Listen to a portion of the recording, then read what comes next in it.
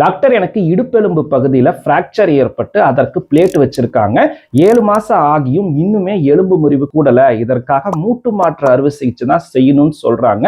இந்த அறுவை சிகிச்சை செய்தால் என்னால சாதாரண ஆக்டிவிட்டிஸான டிரைவிங் போன்ற விஷயங்களை செய்ய முடியுமா? எந்திரிச்சு நடக்கிறதுக்கு எவ்வளவு நாட்கள் ஆகும் அப்படின்னு சமீபத்தில் ஒரு நண்பர் கேட்டிருந்தாருங்க. நீங்க ஆபரேஷன் பண்ண அடுத்த நாளே எந்திரிச்சு காலை ஊனி நடக்க முடியுங்க. உங்களுக்கு வலி உணர்வு குறைவாக இருக்கு அப்படின்னா நீங்க மாடிப்படி கூட ஏறி இறங்கலாங்க. அடுத்து கூகுள்ல போய் ஆண்டி முறை அப்படின்ற டென்னிஸ் வீரரை பத்தி சர்ச் பண்ணி பாருங்க. இவருக்கு 2019 இடுப்பு மூட்டுல இருக்கக்கூடிய குருத்தெலும்புல இருக்கக்கூடிய பாதிப்புக்காக இவருக்கு ஹிப் ரீசர்ஃபேசிங் அப்படின்ற ஒரு வகையான மூட்டு மாற்று அறுவை சிகிச்சை செஞ்சிருக்காங்க.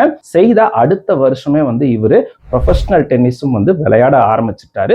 ஸோ இந்த மூட்டு மாற்று அறுவை சிகிச்சையை நம்ம செய்யறதே நீங்க சாதாரணமான ஆக்டிவிட்டிஸை யாருடைய துணையும் இல்லாம செய்யறதுக்காக தான். ஸோ கட்டாயமா பயப்பட வேண்டிய அவசியம் கிடையாது.